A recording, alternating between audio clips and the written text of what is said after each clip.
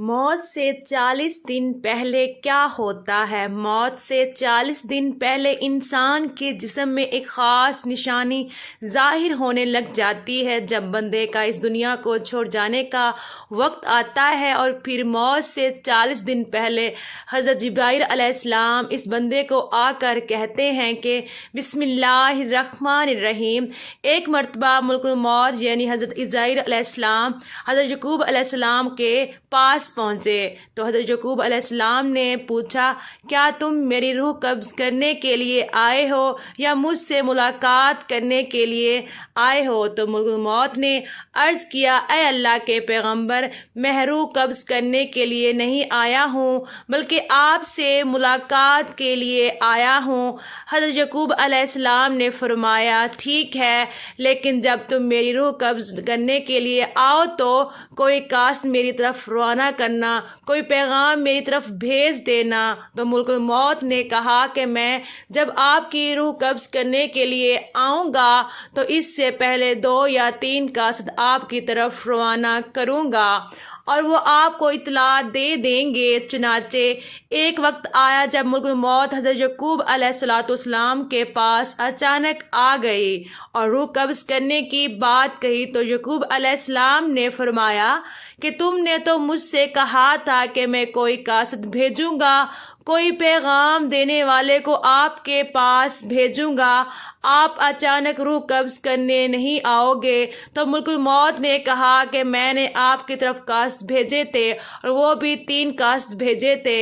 حضرت یعقوب علیہ السلام نے کہا، وہ کون سے کاسد ہیں؟ ملک الموت نے فرمایا، پہلا کاسد یہ تھا کہ آپ کی داڑھی اور سر کے سیاہ بال جو ہو گئے وہ سفید ہونے لگے ہیں۔ دوسرا کاسد میرا یہ تھا کہ آپ کے جسم میں جو طاقت اور توانائی تھی وہ ختم ہونے لگے گی اور آپ کے جسم میں کمزوری آنے لگے گی۔ اور تیسرا کاسد میرا یہ تھا کہ آپ کی کمر جو بالکل سیدھی تھی وہ آہستہ آہستہ جھکنے لگے گی۔ تو یہ 3 نشانات ملک الموت نے بتلائے اور ملک الموت یعنی حضرت عزرائیل علیہ السلام نے فرمایا کہ ہر مرنے والے کے پاس تقریباً میرے کاسد آتے رہتے ہیں، لیکن لوگ ان کو نہیں سمجھتے، لوگ ان کو نہیں مانتے ہیں۔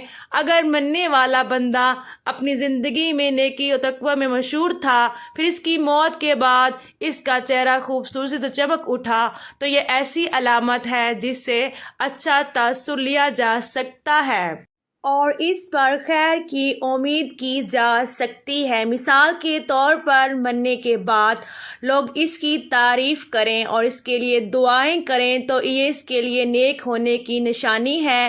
اسی طرح زندگی میں اچھے لوگوں کی صحبت بھی انسان کی نیک ہونے کی نشانی ہے۔ حسن خاتمہ کو بہت سے اسباب ہیں جن میں اللہ کی اطاعت پر استقامت، اللہ تعالیٰ کے بارے میں حسن و ظن، سچائی، پرہیزگاری، توبہ، موت، کثرت سے یاد کرنا اور دنیاوی چاہتیں مختصر کرنا، آخرت کی فکر اور نیکوکار لوگوں کی صحبت قابل ذکر ہے۔ ناظرین، روح جب جسم کو چھوڑنے کے لیے بالکل تیار ہو یعنی موت سے تقریباً 24 گھنٹے پہلے تو ہاتھ، پاؤں، گھٹنوں کی جلد پر محسوسات ختم ہو جاتی ہیں اور ان کا رنگ بدلنا شروع ہو جاتا ہے اور یہ نیلا یا ارغوانی رنگ اختیار کرنا شروع کر دیتا ہے۔ یہ نشانی واضح نشانی ہے جس میں سانس اکھڑنا شروع ہو جاتا ہے اور بے ترتیب ہوتا چلا جاتا ہے اور دھیرے دھیرے بجھ جاتا ہے۔ حضرت عائشہ صدیقہ رضی اللہ تعالی عنہا سے روایت ہے کہ رسول کریم صلی اللہ علیہ وآلہ وسلم نے ارشاد فرمایا کہ جب اللہ تعالیٰ کسی بندے کو نیک بخت بنانا چاہتا ہے تو مرنے سے 1 سال پہلے ایک فرشتہ اس کے پاس بھیجتا ہے وہ اس کو درست کرتا ہے اور نیک عمل کی طرف خواہش دلاتا ہے یہاں تک کہ وہ نیک حالت میں مرتا ہے اور سب لوگ کہتے ہیں کہ یہ شخص نیک حالت میں مرا ہے۔ اور جب ملک الموت حاضر ہوتا ہے اس وقت اللہ تعالیٰ اس کی آخرت میں رہنے کی جگہ یعنی وہاں کے سامان اور راحتوں کو جو اللہ پاک نے اس کے لیے مہیا کر رکھے ہیں، تیار کر رکھے ہیں، اس کو دکھا دیتا ہے تو اس کی روح خوش ہو کر نکلنے کا قصد کرتی ہے۔ اس وقت یہ شخص اللہ تعالیٰ کی ملاقات کے لیے کرتا ہے اور اللہ اس کی ملاقات کو بھی پسند کرتا ہے۔ پھر ملک الموت روح قبض کرتا ہے، اور جب اللہ کسی بندے کے ساتھ برا کرتا ہے تو مرنے سے 1 سال پہلے اس کے پاس ایک شیطان بھیجتا ہے، وہ اس کو گمراہ کرتا ہے، بہکاتا رہتا ہے یہاں تک کہ بری حالت میں مرتا ہے، اور سب لوگ کہتے ہیں کہ بری حالت میں مرا۔ اور جب ملک الموت حاضر ہوتا ہے تو اس وقت اللہ تعالیٰ اس کی آخرت میں رہنے کی جگہ اس کو دکھاتا ہے، تو اس کی روح خوف سے بدن کے اندر گھس جاتی ہے۔ اس وقت اللہ کی ملاقات یعنی سامنے آنے کو یہ پسند کرتا ہے، اور اللہ اس کی ملاقات کو بھی پسند کرتا ہے۔ اس وقت اللہ کی ملاقات یعنی سامنے آنے کو یہ ناپسند کرتا ہے، اور اللہ اس کی ملاقات کو بھی ناپسند کرتا ہے۔ پھر ملک الموت اس کی روح سختی سے کھینچ کر قبض کرتا ہے۔ کتاب الفضاء کے مصنف اس حدیث کی تشریح میں کہتے ہیں کہ ملک الموت کے بلانے پر جان اس طرح نکلتی ہے جیسے سپیرا سانپ کو اس کے سوراخ سے بلائے، اور مومن اور کافر دونوں کے جسموں سے روح نکلنے کی حالت یکساں ہوتی ہے۔ فرق صرف یہ ہے کہ مومن کی جان تو خود نکل جانا چاہتی ہے، اور کافر کی جان روح تک آ کر جسم کے اندر واپس جانا چاہتی ہے۔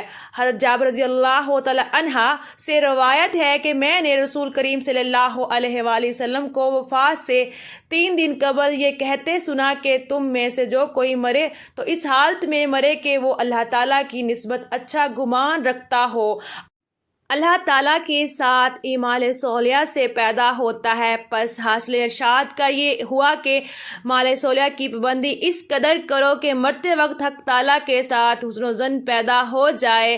حضرت انس رضی اللہ تعالی عنہ نے فرمایا کہ رسول کریم صلی اللہ علیہ وآلہ وسلم نے ارشاد فرمایا کہ دیکھو تم میں سے جو کوئی مرے تو اس حالت میں مرے کہ وہ اللہ پاک کی نسبت اچھا گمان رکھے، کیونکہ اللہ سے اچھا گمان رکھنا جنت کی قیمت ہے، یعنی جس کو حق تعالیٰ سے حسن ظن پیدا ہو گیا وہ جنت میں چلا جائے گا۔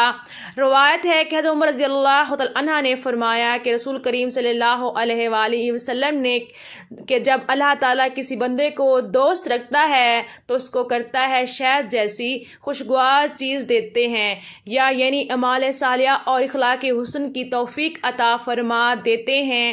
صحابہ نے کہا کس طرح؟ شیرین کرتا ہے، آپ نے فرمایا مرنے سے پہلے نیک کام کرتا ہے یہاں تک کہ اس کے پڑوسی اس سے خوش ہو جاتے ہیں۔ حضرت سلمان فارسی رضی اللہ تعالی عنہ سے روایت ہے کہ میں نے رسول کریم صلی اللہ علیہ وآلہ وسلم کو فرماتے سنا کہ میت کو موت کے وقت پیشانی سے اگر پسینہ آئے، آنکھوں سے آنسو آئے اور ناک کے سوراخ کشیدہ ہو تو یہ اللہ کی رحمت ہے جو اس پر نازل ہوئی۔ گلے میں آواز پلٹ کر کھائی جیسا کہ جوان اونٹ کا گلا گھونڈنے سے آواز آتی ہے اور اس کا رنگ بدرنگ ہو جائے اور منہ سے جھاگ نکلے تو یہ اللہ کا عذاب ہے۔ ناظرین گرامی، اللہ تعالیٰ نے عرش کے نیچے درخت پیدا کیا ہے، اس کے پتے تمام کلائی کی گنتی کے برابر ہیں، اس کا نام ہے شجاعت المنتہا۔ جب بندے کی عمر ختم ہو جاتی ہے تو 40 دن باقی رہ جاتی ہیں تو حضرت عزرائیل علیہ السلام کے سامنے اس کا ایک پتا گر جاتا ہے، اس پر اس بندے کا نام لکھا ہوتا ہے۔ اس وقت کے تمام فرشتے اس کو مردہ کہتے ہیں، یعنی مردوں میں شامل کر لیتے ہیں، اور وہ دنیا میں 40 دن تک زندہ ہے۔ جب 40 دن پورے ہو جاتے ہیں تو ملک الموت اس کے پاس آتا ہے اور اس کے سامنے بیٹھتا ہے۔ اس وقت بندہ اپنی موت کی تکلیف میں ہوتا ہے۔ جب ملک الموت کو دیکھتا ہے تو گھبرا کر پوچھتا ہے کہ تم کون شخص ہو اور تمہارا کیا ارادہ ہے؟ وہ کہتا ہے کہ میں ملک الموت ہوں، مجھے تمہاری روح قبض کرنے کا حکم ہوا ہے۔ یہ سن کر وہ منہ پھیر لیتا ہے اور آنکھیں پترا جاتی ہیں۔ ملک الموت کہتا ہے تم مجھ کو نہیں پہچانتے، میں وہ ہوں جس نے تیرے رشتہ دار اور تیرے ماں باپ کی روح قبض کی ہے اور آج تیری روح قبض کروں گا۔ تو نے دنیا کا حال کیسے دیکھا؟ بندہ کہتا ہے میں نے دنیا کو بے وفا اور مکار پایا۔ پھر اللہ تعالیٰ کے حکم سے دنیا اس کے پاس آئے گی اور کہے گی اے نافرمان، تو نے اپنے رب کی کس قدر نافرمانی کی اور کس قدر تو نے گناہ کیے۔ تو نے نصیحت کی بہت ساری باتیں سنی، لیکن تم نے جانا کہ ہم دنیا میں ہمیشہ رہیں گے۔ یاد رکھو کہ میں تجھ سے اور تیرے اعمال سے بیزار ہوں۔ پھر اس کا اعمال اس کے سامنے آئے گا اور کہے گا، اے نافرمان، تو نے ناحق طریقے سے مجھ کو حاصل کیا۔ اگر تم غریب اور مسکین پر خرچ کرتا تو آج تیرا کام آتا۔ روایت میں ہے کہ جب آدمی کی زبان بند ہو جاتی ہے، 4 فرشتے اس کے پاس آتے ہیں اور سلام کرتے ہیں۔ پہلا فرشتہ آتا ہے اور وہ سلام کہتا ہے، اے بندے اللہ کے، میں تیری روزی پر موکل تھا۔ میں نے تمام زمین پر پورا پرچم تک تلاش کیا، مگر تیری روزی کا ایک لقمہ بھی کہیں نہ پایا۔ پھر دوسرا فرشتہ آتا ہے اور سلام کے بعد کہتا ہے، اے اللہ کے بندے، میں تیرے پانی پر موکل تھا۔ میں نے تمام زمین پر پورا پرچم تک تلاش کیا، مگر تیرے پینے کو ایک قطرہ پانی کہیں نہ پایا۔ یہ تیسرا فرشتہ آتا ہے اور سلام کے بعد کہتا ہے، اے بندے اللہ کے، میں تیری سانس پر موکل تھا۔ میں نے تمام زمین پر پورا پرچم تک تلاش کیا، میں نے کہا تیرے واسطے ایک سانس بھی کہیں نہ پایا۔ پھر چوتھا فرشتہ آتا ہے اور سلام کے بعد کہتا ہے، اے بندے اللہ کے، میں تیری عمر پر موکل تھا۔ میں نے تمام زمین پر پورا پرچم تک تلاش کیا، مگر تیری عمر کا ایک حصہ بھی نہیں پایا۔ اس کے بعد نامہ اعمال لکھنے والے 2 فرشتے اس کے پاس آتے ہیں اور سلام کے بعد کہتے ہیں، اے اللہ کے بندے، ہم تیرے اعمال لکھنے پر موکل تھے۔ وہ نامہ اعمال اس کو دکھائیں گے اور کہیں گے، تیرا یہ نامہ اعمال ہے۔ اس وقت میت کی آنکھ سے آنسو جاری ہو جاتے ہیں۔ اس وقت میت کی آنکھ سے آنسو جاری ہوتے ہیں اور دائیں بائیں دیکھتا ہے اور نامہ اعمال پڑھنے سے ڈرتا ہے۔ اس کے بعد ملک الموت اس کی روح قبض کرتے ہیں۔ روایت میں ہے کہ ربیع بن انس رحمۃ اللہ علیہ سے کسی نے پوچھا کہ ملک الموت تنہا ہی سب کی روح قبض کرتے ہیں یا ان کے ساتھ اور فرشتے بھی کام میں شریک ہوتے ہیں؟ تو فرمایا، روح قبض کرنے کا کام انہی کے حوالے ہے، لیکن اس کام پر ان کے ساتھ بہت سے فرشتے مدد کے واسطے دیے گئے ہیں اور ملک الموت ان کے سردار ہیں۔ ان کا ہر قدم دنیا کے پرچم کے برابر ہیں۔ پھر ربیع بن انس سے پوچھا، مومنین کی روحیں کہاں رہتی ہیں؟ فرمایا، 7ویں آسمان کے اوپر سدرۃ المنتہا کے پاس۔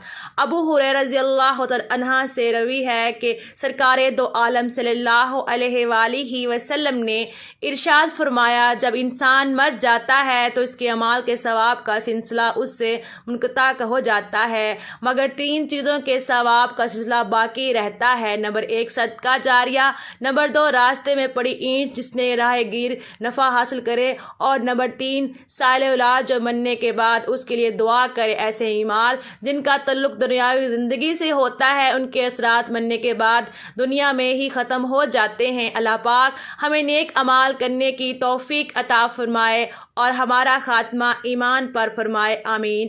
ناظرین، کمنٹ باکس میں اللہ تعالیٰ کے 99 ناموں میں سے ایک نام ضرور ٹائپ کیجیے گا۔ آپ کو میری ویڈیو کیسی لگی کمنٹ کر کے ضرور بتائیے گا۔